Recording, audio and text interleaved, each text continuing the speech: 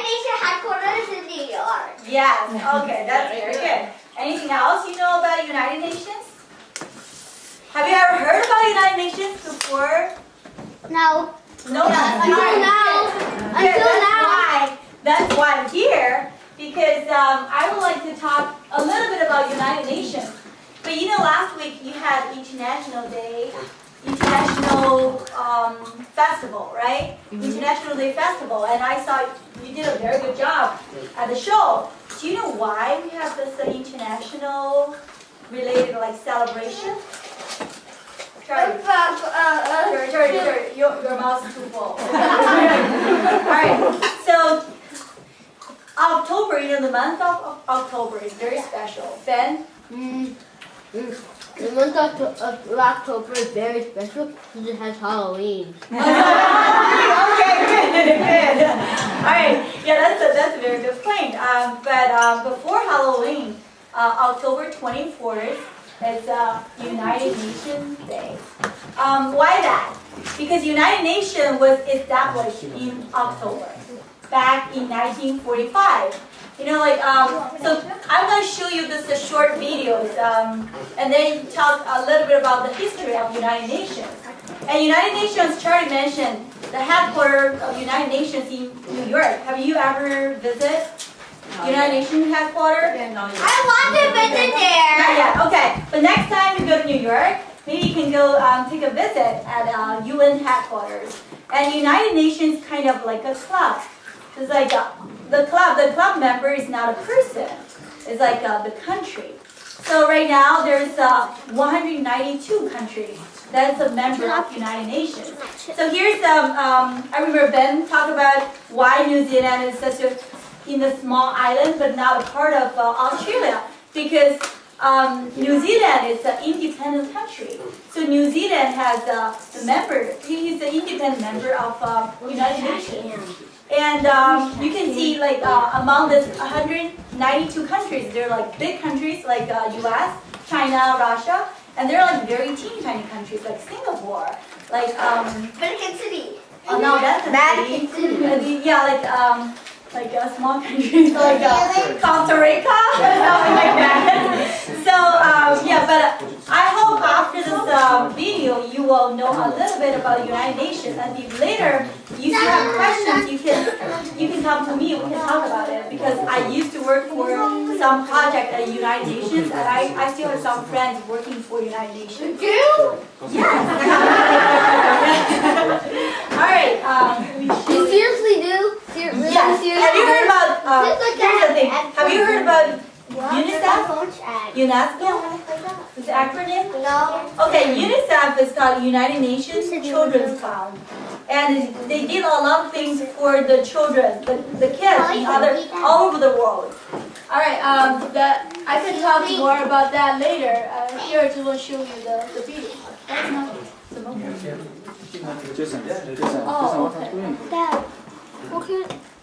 This video is not long. It's like two videos. The total will be like 5 minutes. about like the 10 minutes in total. I can.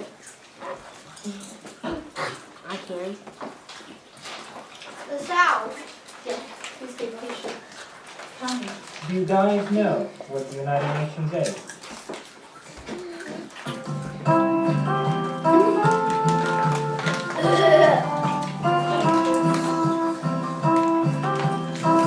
So parents can also dress up.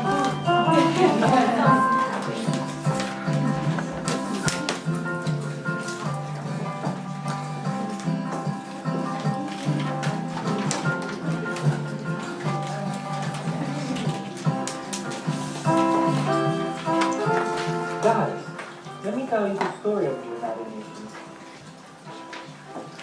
Over 60 years ago, towards the end of the Second World War, 3 wise men met in the city of Yalta on the coast of the Western Europe. The 3 men were U.S. President Franklin Delano Roosevelt, you know him as FDR, British Prime Minister Sir Winston Churchill, rarely photographed without a cigar in his mouth, and Joseph Stalin, leader of the old Do you know Soviet these Union, three which at the people? time was in control Do of you know most of three Eastern people? Europe. No, you don't break this.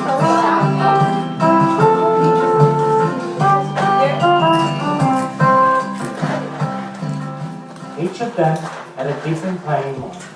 But they also shared a common goal: to ensure peace and stability in the world. In Yalta, the three men drew plans for the creation of the United Nations, which officially came into existence 8 months after their meeting in Yalta. Yep. On October 24, 1945, representatives of 50 countries met in San Francisco and agreed to the creation of the new organization.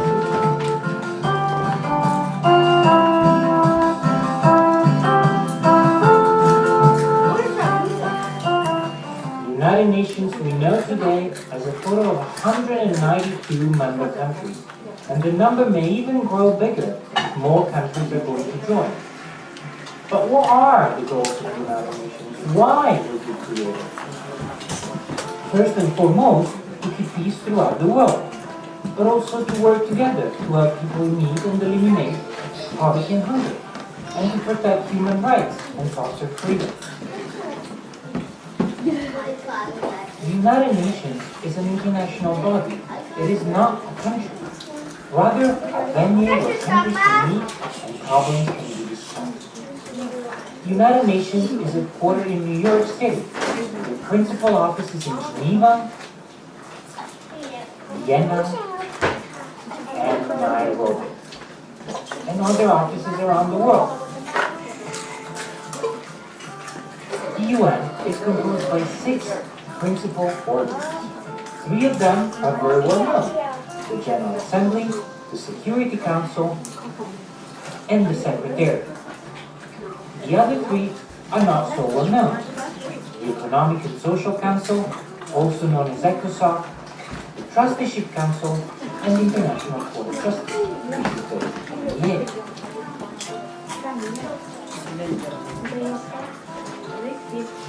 The General Assembly is some sort of world parliament. Every member country has 1 seat and 1 vote. Big countries like the United States, as well as small island countries like Fiji and St. Lucia, all of them have 1 seat and 1 vote. Ambassadors from all around the world meet in the General Assembly hall throughout the year. And every September, presidents and prime ministers of all member states travel to New York City to open a new session of the General Assembly and set the agenda of work for the following month. While the General Assembly is a large body with 192 seats, the Security Council is a much smaller entity. It is the executive body of the United Nations, and its decisions are binding for all members. It is composed by only 15 members. 5 are criminal: China, France, Russia, the United Kingdom, and the United States. And the other 10 are non-permanent. They are elected every year by the General Assembly and have a seat for every 3 years. And finally, we have the Secretariat, which is the administrative body of the United Nations, headed by the Secretary General, the Commander-in-Chief of the United Nations. In December 2006, the United Nations elected Ban Ki-moon of South Korea as the 8th Secretary General. The Secretary General is a symbol of the United Nations ideal, and is the face of the United Nations in the world. He is at the same time a super manager and a diplomat. As such, he has to remain impartial and independent in order to UN protect Secretary. He's the head of the United Nations. So he's from South Korea. Do you know who was Secretary General before Ban Ki-moon? Well, the first Commander-in-Chief of the United Nations was Fridtjof Lee of Norway. It was followed by Dag Hammarskjöld from Sweden, What are these people? then Newt Hunt from They're the Myanmar, former secretaries, and Kurt the Waldheim, previous secretary. Javier Perez de Cuellar from Peru, Boutros Ghali from Mexico, and finally Kofi Annan from Ghana. The main duties of the Secretary General are related to the day-to-day work of the United Nations.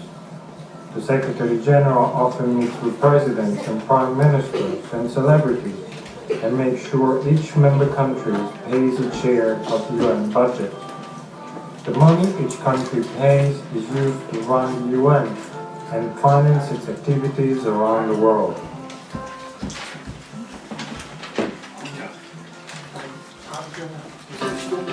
Alright, I think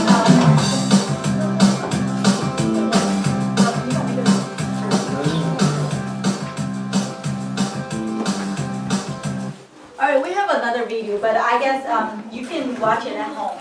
So here's one more thing I want to talk about it. I will watch the other video after we're done. No, we're not doing this today. Another thing about United Nations, like in the video, we talk about why there's the United Nations. Think about what happened in 1945. What happened in 1945? World War II. That's the World War II began?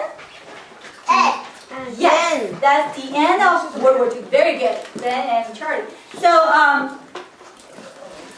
like during the World War II, you know, like millions of people like got killed. And then after World War II, then people all over the world get together. They're thinking, oh, what should we do to prevent war in the future? So then they set up United Nations. So the main purpose for United Nations is to maintain peace. Peace. So that's the most important function of United Nations. And another thing I want to talk about United Nations, I don't know if you follow the news, like over the past few months, like what happened in North Africa, what happened in Libya, what happened in Libya? What happened in Libya? Can anyone tell me? Sorry, please. Ben, what do you know about Libya? What happened there? When lost sports came. Excuse me? The Olympic Games. Olympic Games? No. There was a war against the president of Libya. He was president for 40 years and he doesn't want to come off. And we had a war, America, France versus Libya for 8 months. Yeah, and then you just caught that person. Yeah, and killed him. Yeah, he was a bad leader. You know, he's a dictator. What we call him is a dictator. He's bad to the people. So, but you know, like before the United States and other countries took action, and there's UN, like people like from other countries get together and like pass some regulations, some section, no fly zone. We set up no fly zone in Libya. You know, that's a good example. No fly zone. Like they cannot use their airplane. Like Libya army cannot use their airplane. So that's a very good example, like how UN can help maintain the peace in the world. All right, if you want to know more about United Nations, then we can talk about that later. All right, so we will go back to our second half of the presentation.